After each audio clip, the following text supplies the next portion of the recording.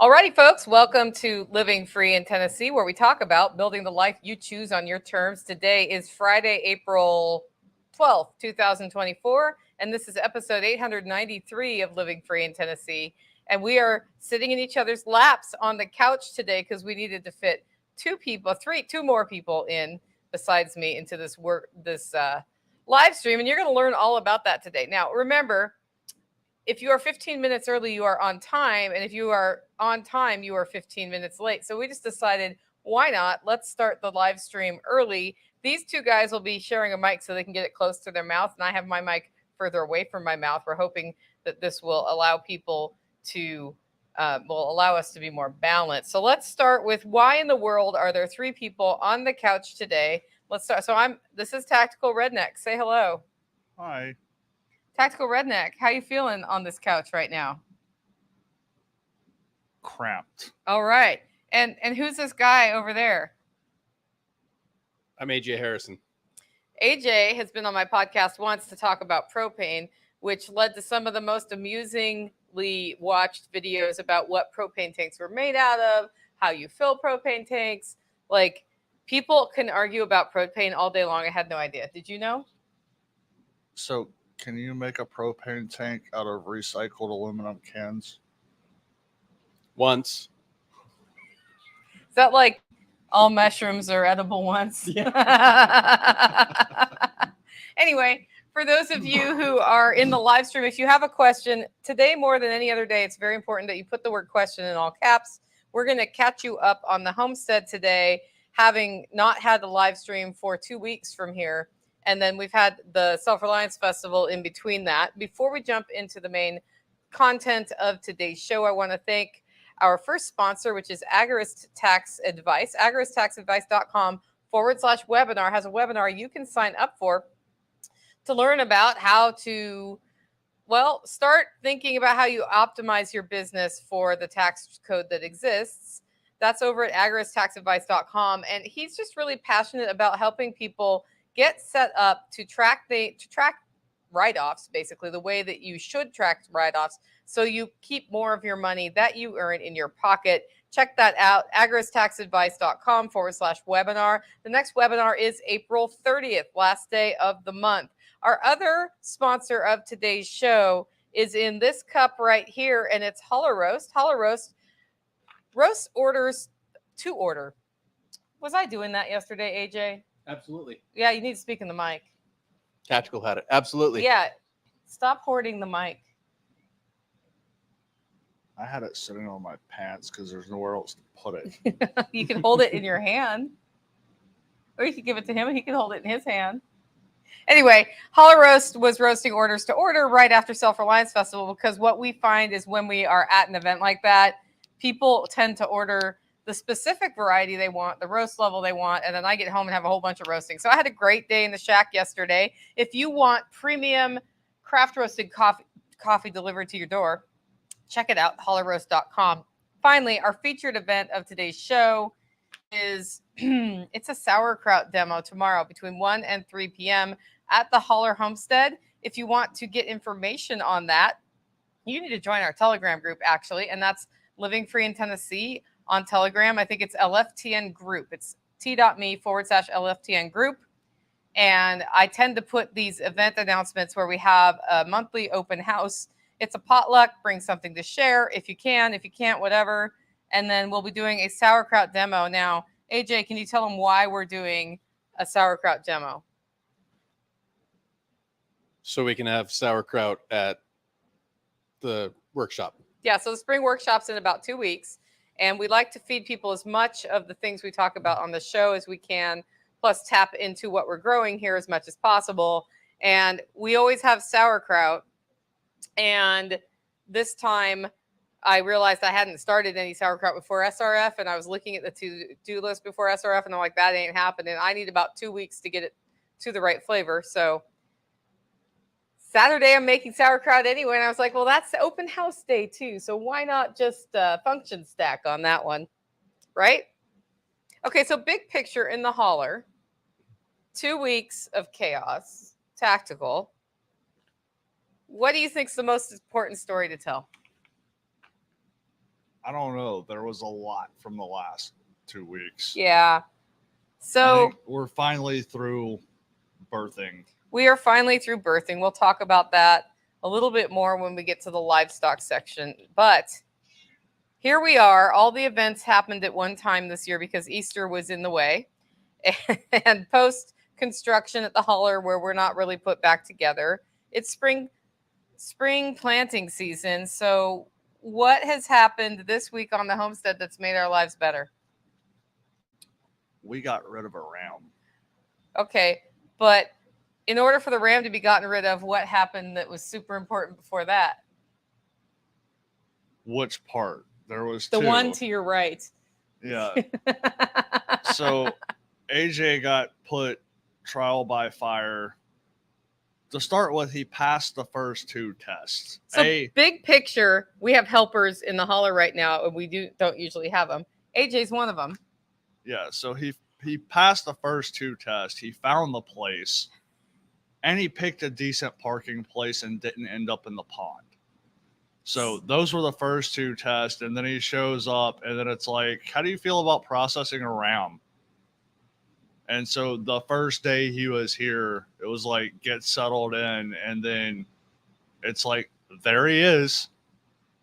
Go. So hand it to AJ, please. AJ, why are you here? Not to process a ram. Came 2,000 miles from Montana for Self-Reliance Festival and really wanted to be at the workshop at the end of the month and didn't really have a great way to travel back and forth or, make it work feasibly. So we have an arrangement where I'm going to help you for the next few weeks. Yeah, so poor AJ is here helping me at my homestead, which is he told me his first impression was that there's a lot more unfinished projects than he expected. You should know the scale of unfinished a year ago or 2 years ago here. Yeah. There were a lot then. There's just a few now. Just makes it feel more like home. Yeah, it does. Like, that's life on a homestead, man. You get things done and then something happens. So the rabbitry, we're going to be putting the rabbitry in, and it has not gone in because when we decided to start working on the rabbitry, we started having birthing. So birthing season lasted about 3 weeks this year and required all the help. And we were just too tired. It was like, well, we kept everybody alive today, so we're just going to put that in the win column. And that's what happened. So AJ's here helping us get ready. And his first thing is he drove out here and then he processed a lamb because we had a ram that needed to go. His appointment was in May. He keeps getting out of the fence. And the problem is we don't want him to teach everybody else to get out of the fence. So he had to go. And then the person who was going to buy the ram backed out. So I was like, well, at this point, I don't need him to go to the processor to be perfect. Like, if we cut something a little weird somewhere, it's not like I'm charging money for the ram. So he's out. We'll talk more about that later, though. But we also had a second visitor. Oh, yes. Yeah. So somebody at Self-Reliance Festival asked if they could use my hip camp. And I said, sure. His name's Ken. And I just thought he was coming through for a night, but he stayed an extra day. What'd he do? He did a lot, actually. He got the tomato system, the hydro system cleaned out, prepped, and ready. So that was nice just because yesterday I went out with the hose and just topped everything up to basically pressure test. And that saved me hours of work. And then he got half of Taj Mahal stained. Yeah, so half of Taj Mahal is now stained, which took him, I think he put a good 8 or 9 hours in on that. Yeah, something like that. Yeah, he started early. The whole day he was just going, and that was much appreciated. So we've had kind of a fun week where people are stopping by helping us with things. So thanks, AJ. Also, AJ, I can be like, hey, make breakfast happen, and then I just do whatever I'm doing. AJ has also witnessed Nicole Sauce working on finances. How was that? Kind of like my brain. Yeah, you heard me like complaining the whole time while I was doing it, right? A lot of talking to Yeah. yourself. Yeah. I hate this. I hate it. Very entertaining. Yeah. What is this expensive? Why can't this person put the mail to address on their invoice or a link where I can just pay right now? Why do I have to cut and paste this into the bank system? You listen to that all day, right? Not all day, but quite a bit. Like yeah. it was for a couple hours. Yeah.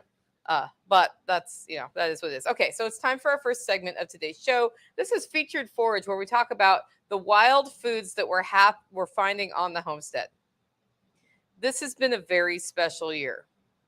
And it started one morning after I had fed baby, the bottle lamb. I got a picture from the pasture where Tactical was working, and it was a morel. And he said, "Is this a morel?" And I said, "Yeah, unless it's a fake morel." And the way you know is you look at the inside, and if it's hollow all the way through, like a wizard's hat would be, then that's a morel. And if it's got fibrous, mushroomy material in there, don't eat it. He's like, "Well, it's past its prime." So then the next day, he's like, "Oh, I found another one that's past its prime." And I was like, "Hey, can you let me come see these past their prime morels?" They were not past their prime. They were gray morels instead of black morels. And so he thought because of the light color that they were not good. So then we had morel dinner on a Holler neighbor dinner, didn't we? Yeah. So we found a bunch of morels. And then while I was at SRF, he found another blooming in the pasture next door. So we've been finding morels all over the place. I just find it highly amusing that you run all over the Holler looking for morels, and then I just trip over them on your property. Yeah, so I've never found them on my property before. He actually found all the morels. Well, he found the first morels, and then I came out and helped find more morels. Because what happens is they spread out, and then we took the rinse water and sprinkled it back where the morels were, under the hopes that more morels will happen. Yeah. So we were able to give some away as gifts. It was really cool. And I'm hoping, because it got cold again, I'm hoping we'll get one more round of them, but you never know. They usually don't come out after April in Tennessee. Yeah, and I've also got the sheep back there right now. Yeah. Well, actually, both pastures, the sheep are now where the morel patches were. Right. What does that mean? I don't know. I'm just saying they might get stepped on or Pooped whatever. on? Yeah. Yeah. Sheep do that. Okay, watercress is up again. I harvested some off the aquaponics system, but it's also coming up in the creek. So we'll start having watercress salads. I have spotted some mustard flower out and about, and I'll probably start doing some wild salads. And then I saw a friend post an oyster mushroom bloom yesterday. So I'm going to go to all my oyster mushroom spots this weekend and see if anybody has decided to be. So we are getting mushrooms. I love mushrooms. Do you like mushrooms, AJ? I love mushrooms. I love mushrooms. Yeah. So we'll cook with mushrooms if we get mushrooms. And that's everything I've seen besides the normal early spring things that I hadn't talked about. So, love the t-shirt. Yay. Which one? This one? With my gun? Or that's probably Sue, so it's probably your t-shirt. This lovely Alpine Valley Harvest Simmerwell. Yes, that's got to be Sue. Yes, AJ is on brand with his last clean t-shirt, right? Okay, so that's the forage. AJ, we're going to take an intermission and say, why don't you tell people what it's like being in the Holler? Interesting to say the least. What's that mean? There's just a lot going on and a lot to take in, and it's a very beautiful time to be here. So feels a lot like Southern Oregon in the spring, and yeah, it's just beautiful. How is it different than what you expected? I wasn't actually expecting it to be quite so hilly, and nothing flat.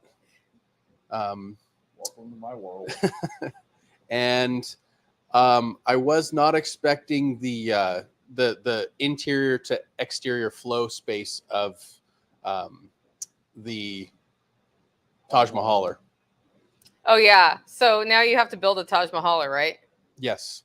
Yeah, his wife saw pictures of Taj Mahal and keeps asking him when he's going to build Taj Mahal there. Also an outdoor shower. Are you going to call it Taj Mahal? No. We'll call it Taj. Taj Mahal or West. Yeah, we'll call it Taj, Montana. Taj, Montana. Yeah. And so you want to do you want to do an outdoor shower because I have one, or did you just like what's that about? Never had an outdoor shower. Like the outdoor shower. I really like the outdoor Yeah. shower. Yeah. Yeah. Between almost a week at the SOE compound and then here, it's just when it's nice outside, it's really nice. Yeah. Did you take one in the rain yesterday? I did. How was that? It was great. Yeah. It was a little cold A little cold. cold when you shut the hot water off, but Yeah. it was good. Yeah. A little hard to get dry because I don't have a cover over it. You just Yeah. get rained on. But I actually like that. I like taking a shower out there. And I don't have a proper shower in my house. I just have a bathtub. Okay. I mean, there's a shower attachment on it, but it's a shitty shower. And I've heard you talk about utilizing the outdoor shower Yeah. yourself. So No, it's yeah. great because you get less dirt in your house too. It was not where I was expecting it to be, though. Oh, where'd you expect it to be? Not right off the side where everybody's going to be hanging out. Yeah. Yeah. We're going to do something different about the doors there because people get shy about that. Yeah. You So- can't see in, guys, but it feels like maybe somebody could see in. So we're gonna adjust that psychology a little bit. But we'll talk about that after you go shoot things this weekend. Yes. Looking forward to that. Yeah. Okay, next up, we're going to talk about livestock. This is a very long segment. Animal birthing is over, and the last ram was born on Thursday last week. I was at SRF setting up, and there was drama because the dogs who have never done this before were fighting over the placenta, or they squared off when Tactical got there, and there was a baby and a mom, and he broke it up before they fought. But there was pent up dogfight energy, and one of the dogs snapped at the mother sheep and took a nip out of her ear, which is not great. Yeah, I mean, they were already squared off when I got over there.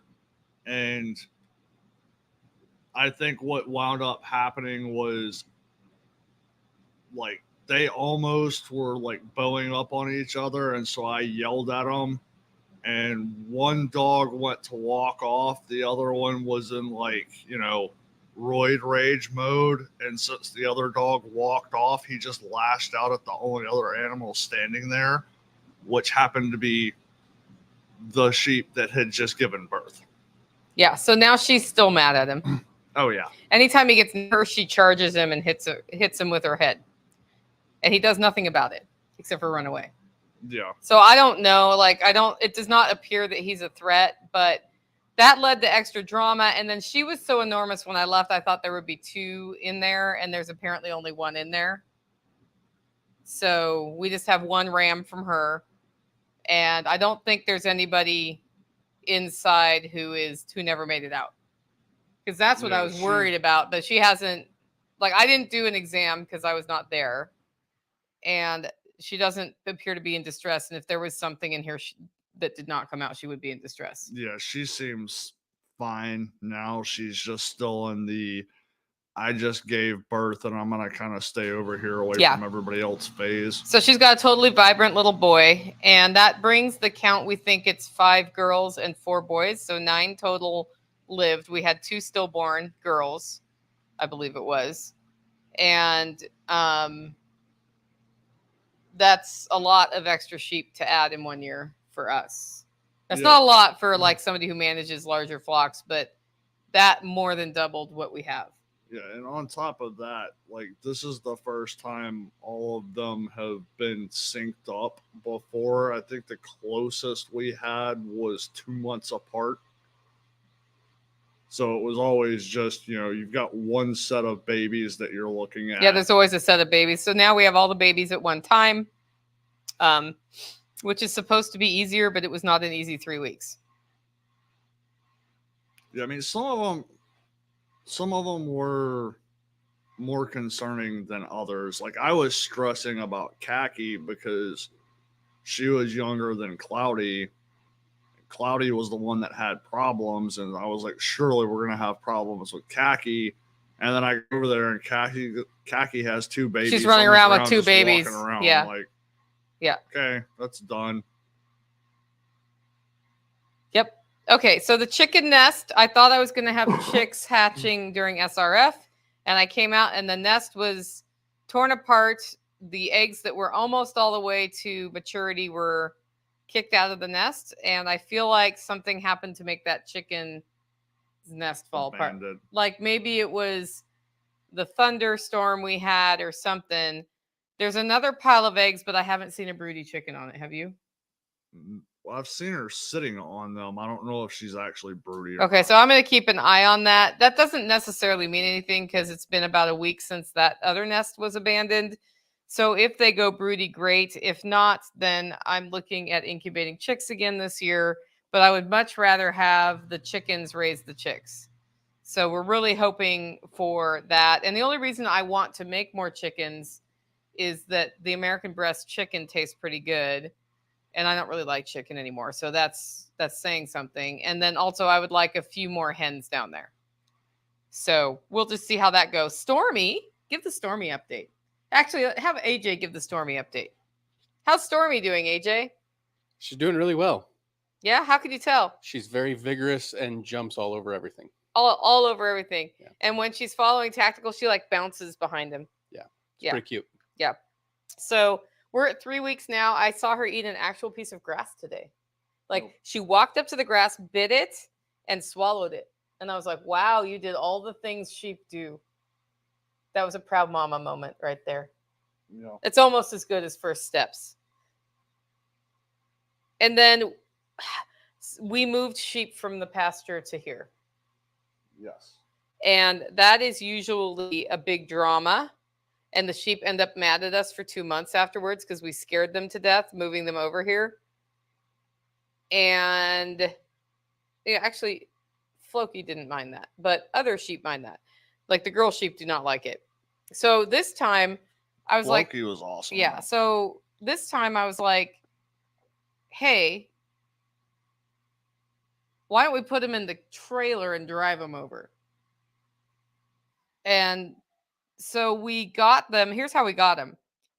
We've been feeding them creep from our hands. Don't like get mad at me about this. Yes, they are getting some grain right now. We're giving them creep, which are like they make sheep do tricks just to get the creep. They love it that much. So we've been trying to get them to eat out of our hands so that we can handle them a little bit more. And so everybody's gotten used to that in the last 3 weeks? Yeah. And so the little ones we wanted to move were the youngest girls that are over there that were not just born. So they're weaned. And we thought, well, we'll move them here to hang out with Cloudy because the ram's no longer with Cloudy.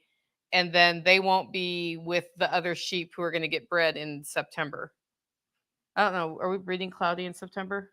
Probably. Probably, yeah. Yeah, so we may have to move her back over there. And when I moved Cloudy here, I took her on the leash 1/10 of a mile, and she really did not like that. No. So we got him in with the creep, and then he's really good at grabbing them by the scruff of their neck and not letting go. And because they're smaller, they didn't actually go dragging Tactical down the hill like that one did. Yeah, and I think at least with one of them, I managed to actually just, wrap my arms around her and just hold on. Yeah. So then we put collars on and leashes, and then I held one on a leash while he got the other one. And then I got a collar on that one and a leash. And then he carried them down the hill to the barn and put them in a stall. So the minute they were picked up, they like completely calmed down and just were like, oh, you're carrying me somewhere and there's nothing I can do about it. And their little feet flopping, like no struggles. Yeah. The only problem is that was a significant distance. Yeah. So it's like I had to stop once I got down to the bottom of the hill and take a break for a minute before I picked them up and carried them the rest of the way. But so much easier than fighting them the whole way down the hill. Yeah. And then AJ came over and helped us get them in the trailer. And then we got them in. Like the minute they saw there was a paddock with somebody they knew in it, they ran straight. They probably just wanted to go down at that point, I assume. Yeah. I mean, they heard each other. Somebody made a noise. The other one made a noise back. And then as soon as I set, I don't even know which one I had, but as soon as I set one of the twins down, they went straight down towards each other. And then it was like, big family reunion. Yeah. And they're sisters with her. Yeah. So it was a big moment. And they're just out there now doing what sheep do. So that went really well. Let's talk about the hole in the siding of the duck coop.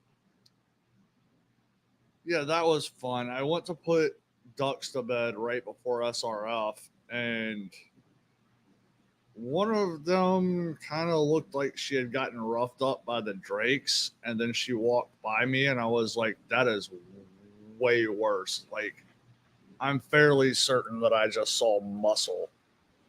And so I actually went into the coop to catch her so that I could, get an assessment on how bad the back of her neck was.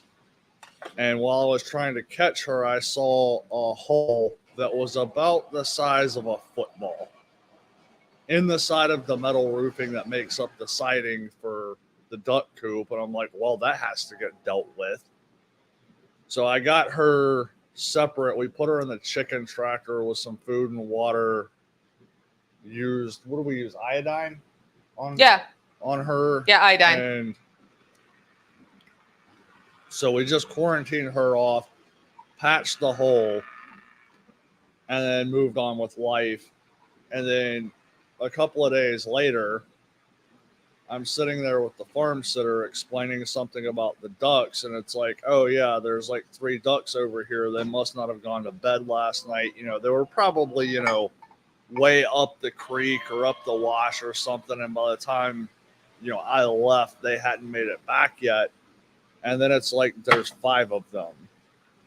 And then there's 10 of them. And I'm like, there's something weird.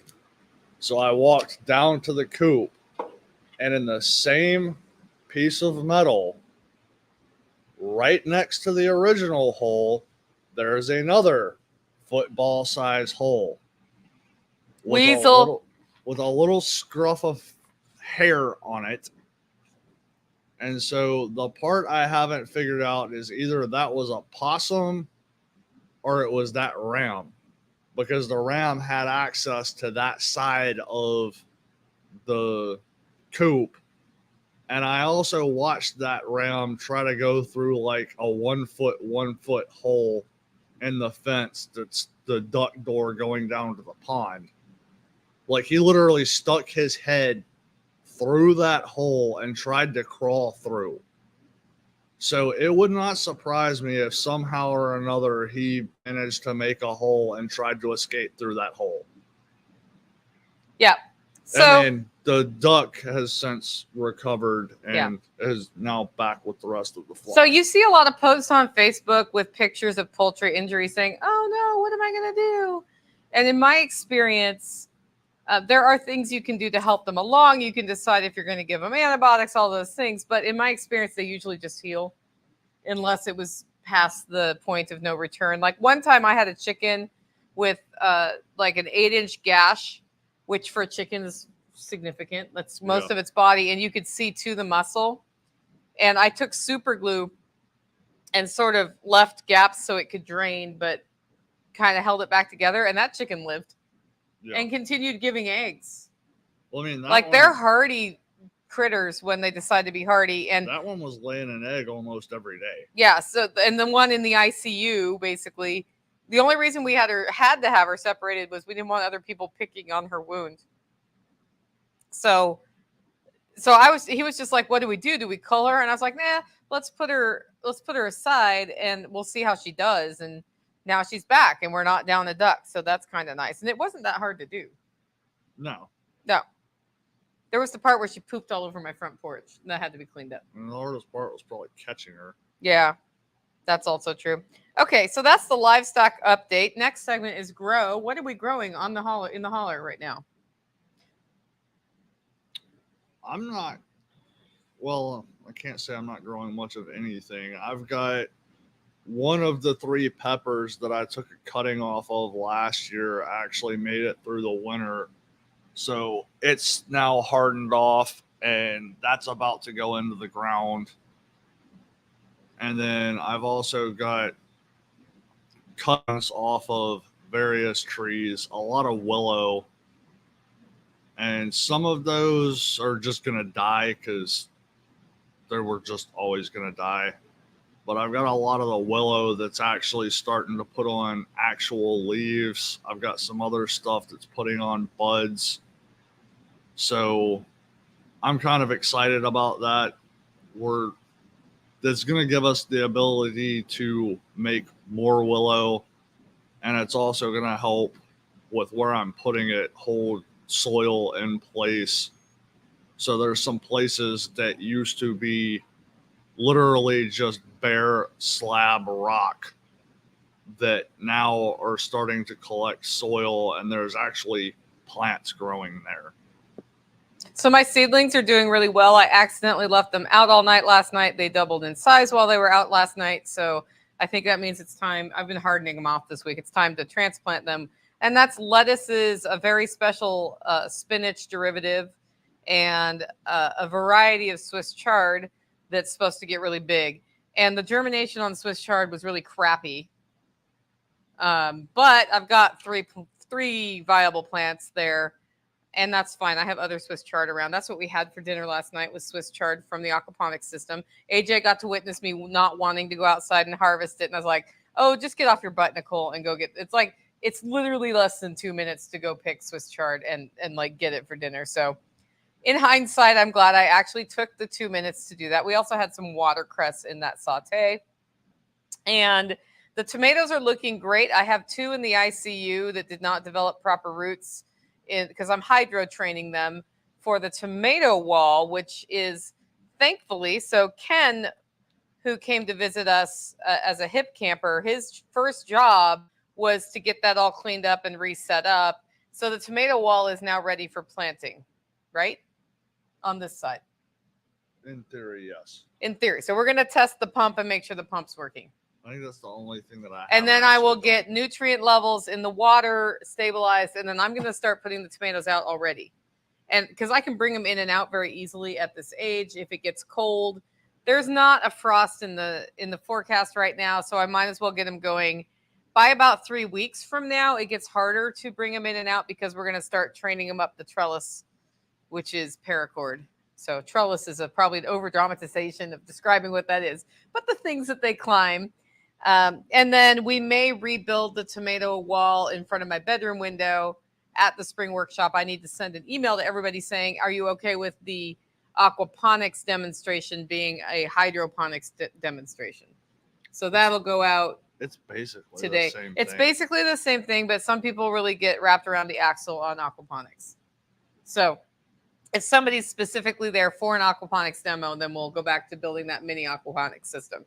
Yeah. Your aquaponics system was built as a hydroponic system and didn't stay that way for very long. Right. It's also time to manage my food forest. So when we planned my food forest, different than many people's, I was asked how many hours a week I was willing to maintain it. And I said about a half hour a month. And based on that, we planned my food forest to be not maintained a lot. However, it's going to need... It will take me 8 hours to do what needs to be done right now to it because we're still getting it established. And I have plants coming up that are pioneer plants that I don't want there. And the reason I have those is I did not have enough wood chips to really thickly chip it in when we got the plants there I wanted. I also have a strawberry patch that's thinning, and I want more strawberry ground cover in the food forest. So assuming that my ships sail in the right direction in the next week, I'm going to be headed to wood chip Mecca a few times to get wood chips for the food forest and for other uses here. And then also be manually pulling out the pioneer weeds I don't want and moving stuff from the hillside garden that are growing into the food forest. Because the second thing I did about the food forest, oh, it's not happening. There we go. Which was a birthday project for me, which is why we had to do balloons right then, was that I did not want to buy all of my plants at the outset. So the strategy there was to plant it lightly rather than densely, and then take cuttings from plants and spread plants. And that's one way to do a food forest on a budget. And I was trying to give the model of like, how can you do a food forest without spending $2,000 on plants out of the chute? one way gets it done right away. The other way takes a little bit more time to ramp it up because you have to propagate plants. I did this because that same year we had done a food forest install at John Willis's that was several $1,000s in plants. Yeah. And seed.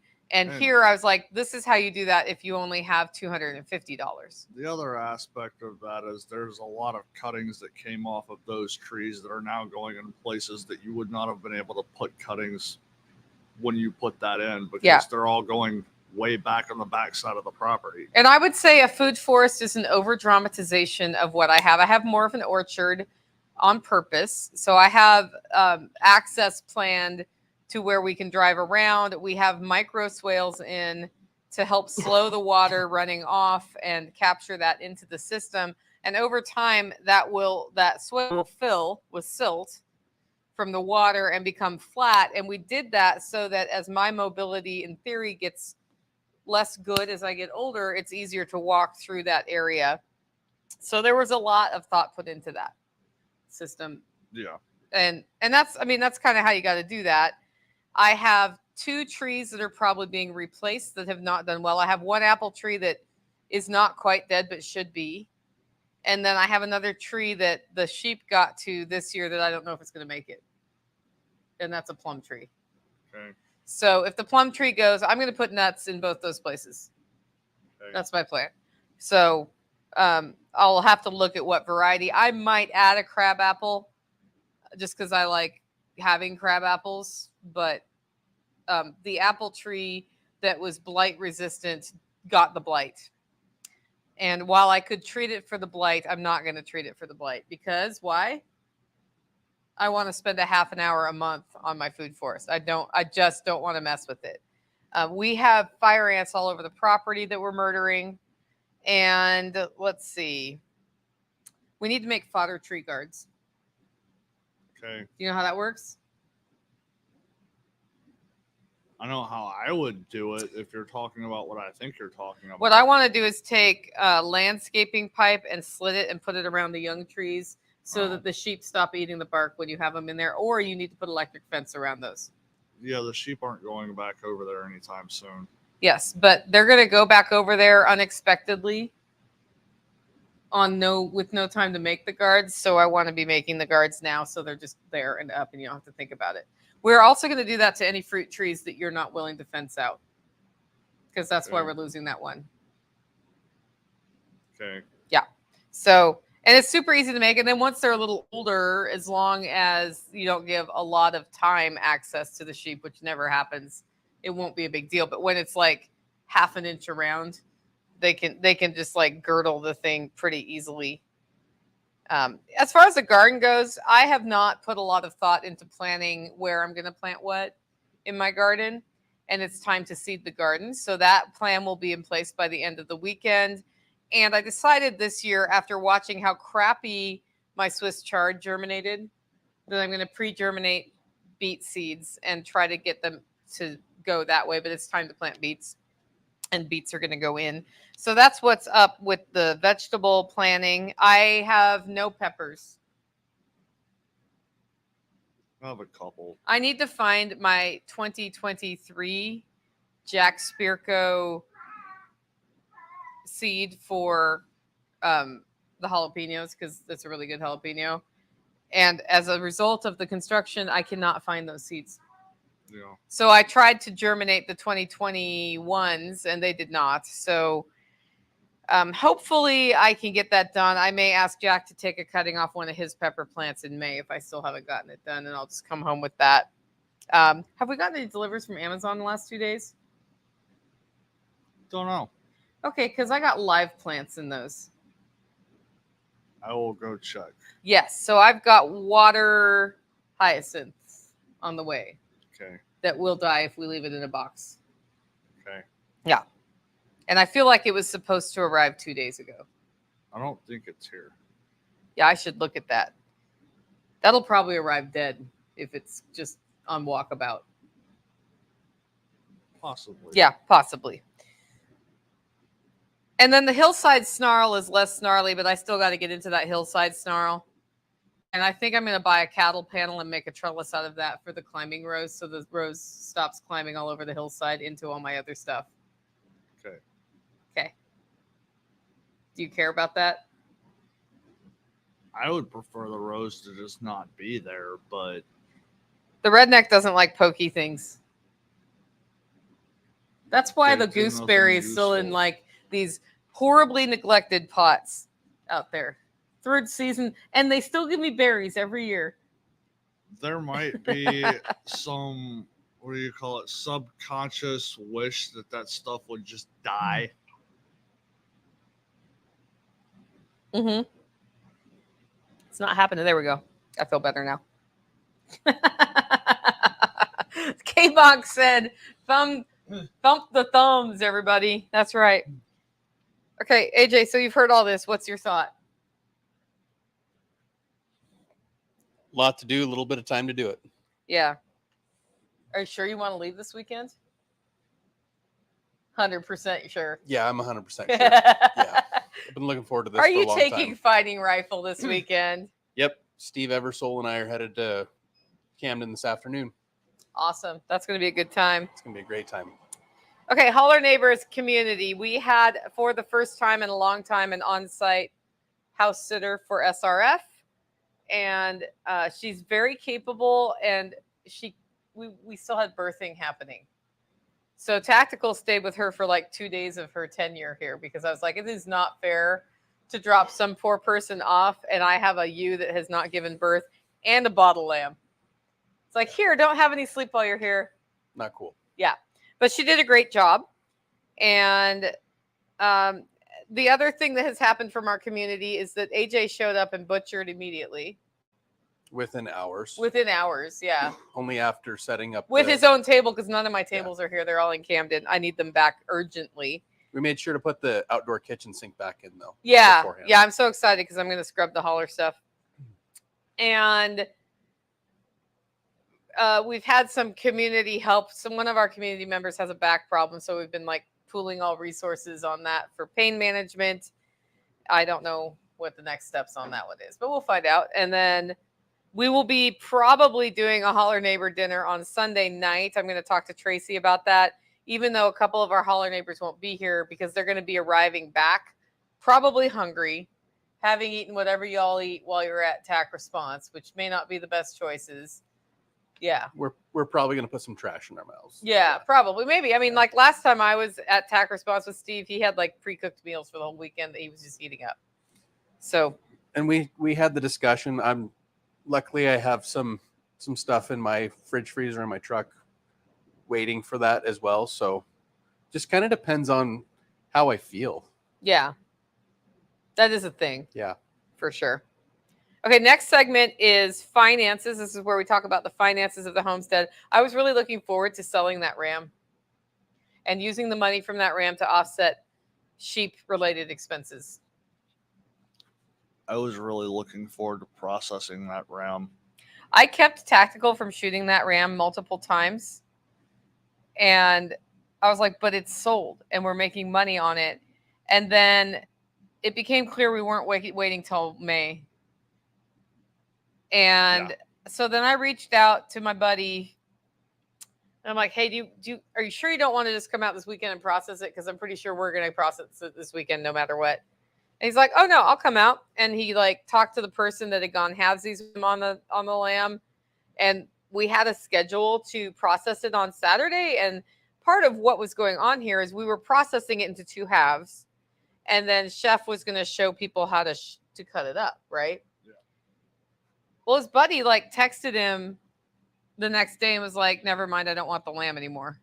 Like totally just backed out. And this is why, guys, you get a deposit on animals when people commit to them that is not refundable. This time I didn't do that because of an established relationship. And by the way, Chef didn't back out of his part of the lamb. It was just the other guy. He was like, this is really weird. And I hate to say this, but this is what happened. And so that I found out about that. And I'm like, well, that sucks. But I actually prefer mostly ground lamb over lamb chops anyway, from a cooking standpoint. Yeah. That's what let's have shepherd's pie this week. Okay. Okay. Anyway, so You might be making shepherd's pie. do you know how to make shepherd's pie? Yeah. Yeah. Actual shepherd's pie, though. With potatoes and cheese? Yeah. Yeah.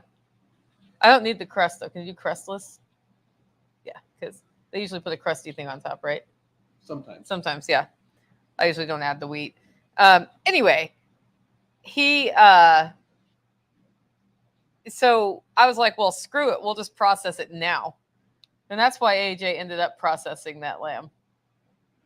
So, Yeah, and when we finally basically hit the wall, it was like I literally watched this sheep go through the fence 8 times over a course of like 3 hours. I shall prance on both sides of this fence. I can't catch him.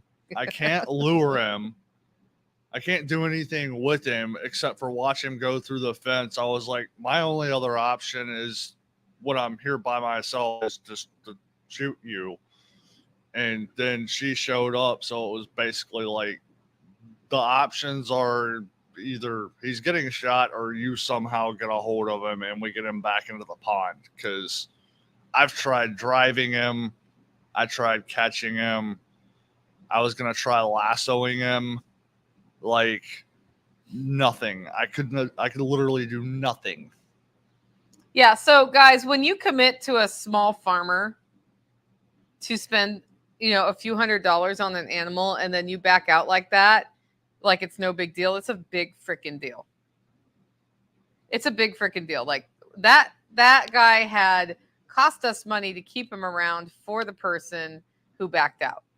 Now, my friend who has not backed out probably would not have been like, hey, I want lamb right now. But he's like, oh, we'll make this happen because he was trying to be nice. So it's a really crappy thing to do to people. And unless it's like, man, I just lost my job and I can't afford it, which is totally understandable, don't do that to people. It's better just not to get the animal. Now, am I butthurt about this? And is this going to spiral us into financial ruin? No. But, like we would have processed him before SRF had we known. Yeah. And it would have made the whole entire SRF experience easier. So would have made a lot of parts of my life easier. K-Monk wants to know how much the half is. It is probably $150. It's $300 for the whole. I haven't weighed the meat yet, and that number may drop if he was lighter than I expect him to be. Yeah, I don't know. Yeah. So, yeah, and we have ground lamb. I am serving ground lamb at the workshop. I am kind of thinking of doing a like a Turkish style meatball, but I haven't decided yet. But we're going to do something fun with some of it because I have other ground lamb in the freezer too. And that's how we do meals for the workshop is I look at what we have and what we've produced and sort of build it from there. And I usually have the menu built by now and I have part of the menu built, but I haven't done the whole menu because SRF took a lot more of my time than it ever has before. And when I realized that was going to happen, I was like, literally, I can make up a menu 3 days before the workshop and execute it and it will be fine. But my kitchen staff may not love me if I do that. AJ's like, luckily you have an extra chef. Yeah, here. there's an extra chef on hand this time. So, which has been great. So, but I'm trying not to have you cook during the workshop. Well, that's right. Cause I have to be tactical. Yeah. Well, I thought you also wanted to see some of the things at the workshop. I do, but I'm here, it'll be what it'll be. Yeah. So kitchen staff doesn't usually see a lot. Except for because they're busy doing kitchen staffy things. I don't plan on being kitchen staff, but right, you're not. But I'm whatever it needs to be. You're whatever. Yeah. Okay, cool. Well, you can help me brainstorm some fun ideas for what we have here. We will definitely have the Salisbury steak because that was so popular last year that's one I was actually really looking forward to. Yeah, it's gonna happen. I need to get some beef to other chef to get that put together. But yeah. Anyway, so that's the tales from the Holler Homestead. Can I take it? Is it for sale? K-Bonk, send me an email. We'll talk. You can tell me what you want. So the answer is yes, I will sell the other half of that ram. Yeah. But I just got to get it to you.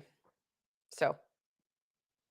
And it depends because it's already into cuts at this point. So it depends on how you want it cut. It's already cut. It's just It's just There's a yeah, leg. it's in primals, and then the rack is still intact on both sides. Oh, So okay. that So you can hasn't do been the split. you can Yeah. do the rack of lamb. That'll Yeah. be good. They've just been trimmed for fridge space. Yeah, sweet. Okay, and we are aging it in the fridge at this time. Yes. Yeah, which will make it taste better. Yes, Always. always. Yeah. Anyway, so that's the tales from the Holler Homestead. We've got a lot of work in front of us in the next 3 weeks. I actually went light week duty this week, and AJ's witnessed that too. I was not in rhinoceros mode when you got here, was I?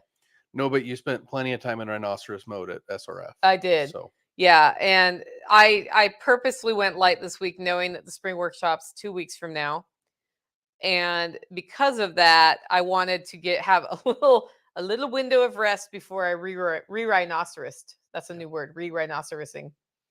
It's also very hard to say without stumbling over your tongue, just for the record. Yeah.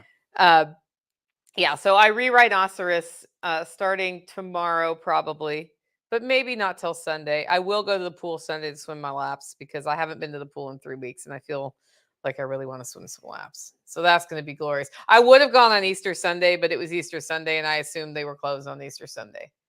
Like I could have made space that day, but yeah. Long way to go to It's a long drive. Exactly. And you can't call them. Like you can call them after they open, but then I end up swimming too late if I do that. So I usually show up the minute they open on Sunday and then swim. That's the way that goes.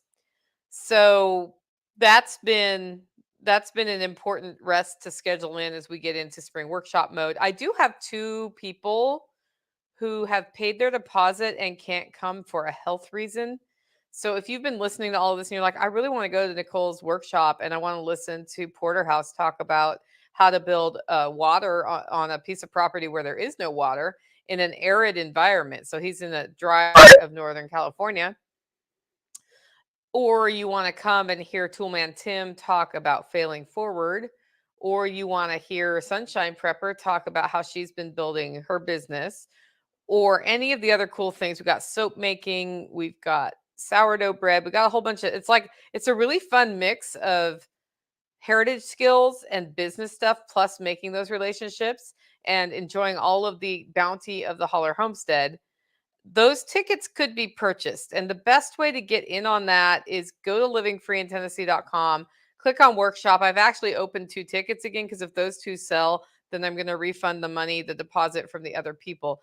Problem being that I had already spent the deposit money on getting the workshop going, which is why after you buy them it's 7 days after you buy it, if you haven't changed your mind, it becomes non-refundable. I still always try to get a ticket transfer done when that happens. So I'm saying that now. It's April 25, 26, 27 in Lancaster, Tennessee, 1 hour east of Nashville. And I sell out every year. I sell out quickly. It's going to be a great event. And I just had 2 tickets come up. So just saying. Y'all should come. Y'all should come. That's all I'm saying. Okay. With that, if you want to support the work we're doing here, you can do it in 2 ways. 1, get your coffee at Holler Roast. 2, consider becoming a member. Our next member webinar is April 20th at 5 p.m. Central, and it's going to be a wild edible plant webinar from Carrie Brown of Strong Roots Resources. I will have that posted to the website Monday morning because I'm taking a light week, and so nothing's going on the website before Monday. AJ, thanks for joining us today. Thanks for having me. Yeah, Tactical. Yep. You've got work to do now, huh? Lots. Lots. Okay, with that, guys, go out, make it a great week.